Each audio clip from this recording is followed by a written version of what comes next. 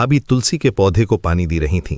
उनके हाथों में पुराना पीतल का लोटा था जो दादी माँ का था, और वो बहुत ही सहजता से, प्रेम से पानी डाल रही थीं। हर बूंद जैसे किसी मंत्र की तरह पौधे की जड़ों तक पहुंच रही हो। देवर जी दूर दालान में खड़े होकर उन्हें देख रहे थे। कुछ कहना चाहते थे, लेकिन शब्द गले में अटक जाते थे। उनके चेहरे पर एक अजीब सा भाव था, जैसे कोई किताब हो जिसके पन्ने खुले हों लेकिन पढ़ना मना हो। यह रिश्ता कितना अजीब था। न तो प्रेम था, न ही दोस्ती, बस एक अनकहा सा जुड़ाव था जो दोनों के दिलों में बसा हुआ था। ये वो भावना थी जिसका कोई नाम नहीं था, कोई परिभाषा नहीं थी। भाभी जानती थीं कि देवर जी उन्हें बहुत इज्जत देते हैं। जब घर में कोई परेशानी होती थी तो वो हमेशा उनकी तरफ देखते थे, जैसे कि उनमें कोई जादू हो जो हर समस्या का हल निकाल सकता हो। जब माँ जी की तबीयत खराब हुई थी तो देवर जी की आंखों में वही सवाल था, भाभी क्या करें। जब घर में पैसों की तंगी आई थी तो भी वही नजरें उनकी तरफ उठी थीं। देवर जी की सादगी भाभी को बहुत पसंद थी। वो कभी बड़ी बातें नहीं करते थे, कभी अपना बखान नहीं करते थे।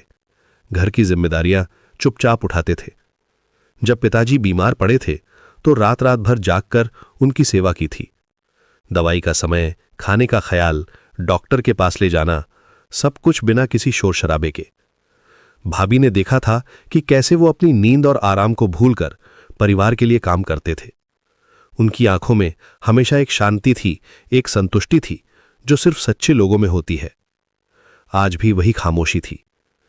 भाभी ने तुलसी के पत्तों को हल्के से छुआ और मुस्कुराई। उनकी मुस्कान में एक अजीब सी मिठास थी।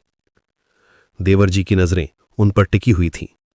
वो देख रहे थे कि कैसे शाम की सुनहरी रोशनी उनके चेहरे पर पड़ रही है। अचानक उनकी आंखें मिली। दोनों के दिल की धड़कन तेज हो गई। उस पल में जैसे समय रुक गया हो।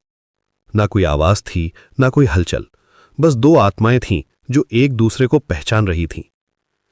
लेकिन कुछ पल बाद ही दोनों ने अपनी नजरें हटा ली। यह सिलसिला कई महीनों से चल रहा था। कभी रसोई में, कभी आंगन में, कभी सीढ़ियों पर, हर जगह यही मौन मुलाकात होती रहती थी। एक दिन की बात है, बारिश बहुत तेज हो रही थी।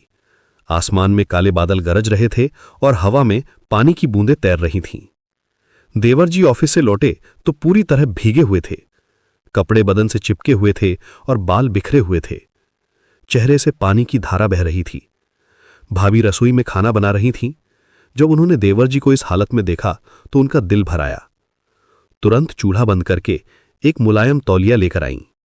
ये लीजिए, भाभी ने कहा और तौलिया आगे बढ़ाया। उनकी आवाज में चिंता